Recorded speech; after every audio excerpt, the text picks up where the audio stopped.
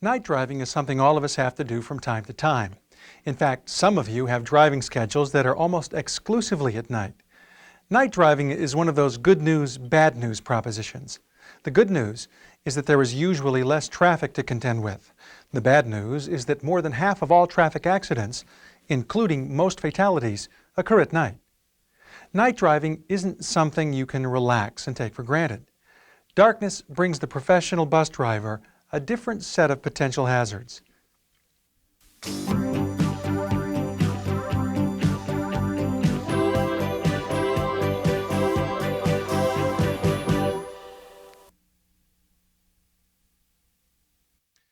In this program, we'll look at a few simple rules that will help make driving at night a safer proposition. At night, it's harder to see, and when you have a hard time seeing something, what do? You get closer. A dangerous thing to do if you're driving a bus. First, before you drive, inspect your lights during your daily pre-trip. Make sure they work, are aimed properly, and are clean. Get out and check your headlights at least once, preferably in the middle of your shift. Clean them if necessary. And make sure your mirrors and windows are clean. If your shift goes from day to night, it's a good idea to wear sunglasses during the day. It can take your eyes as long as 20 minutes to fully adjust to darkness after a sunny day. Sunglasses will help your night vision. Laidlaw policy requires you to have your headlights on at all times, so you don't have to worry about when to turn them on, just how to use them properly. Rule number 1, don't overdrive your headlights. This is the most common mistake committed by transit and paratransit drivers. You should be able to stop in the distance illuminated by your headlights. Low beams will give you approximately 250 feet of light in front of you, and high beams will illuminate between 350 and 500 feet. Look at this example. You're going 55 miles per hour, your low beams are on, and you're practicing the Smith system. Suddenly your headlights pick up a broken down car in the road. You immediately apply your brake. Guess what? You didn't make it. At 55 miles per hour, between reaction time and braking distance, you need more than 280 feet to stop. You have only 250 feet, the distance you can see in your headlights. Be sure to slow down for curves at night, even more than you normally do during the day.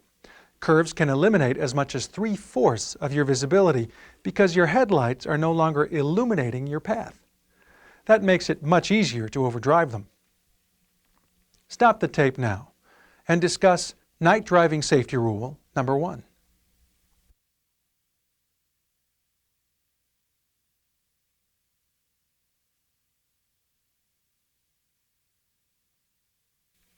Rule number 2, use your high beams correctly.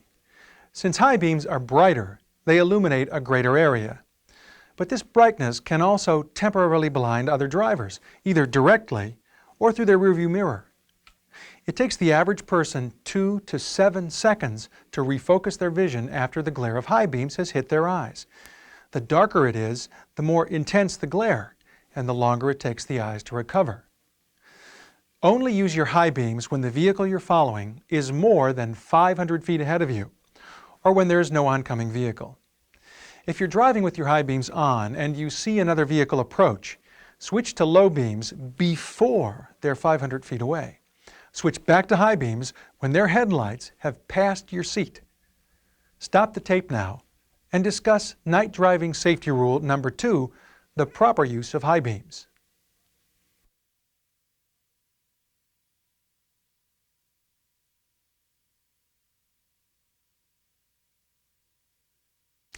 Rule number 3, if another vehicle heads toward you with its high beams on, look to the right edge of the road until that vehicle passes to avoid being temporarily blinded. Do not look toward or into the lights, and never flash your high beams at other drivers. It can cause accidents. Remember, it takes up to 7 seconds to recover from headlight blindness. That's more than 160 feet at 55 miles per hour. Rule number 4, compensate. When driving at night, drive at least 5 miles per hour slower than you would during the day to compensate for the reduced visibility. This will also help you keep from overdriving your headlights.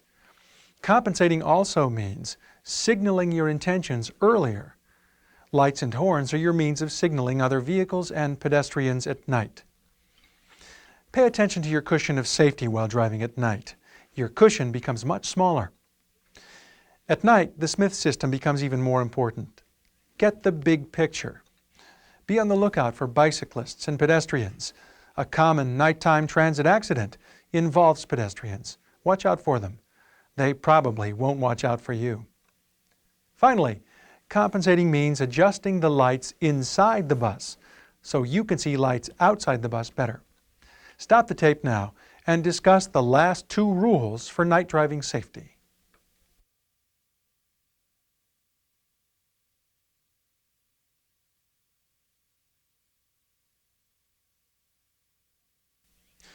Remember, although you have less traffic to deal with, driving at night cannot be taken for granted.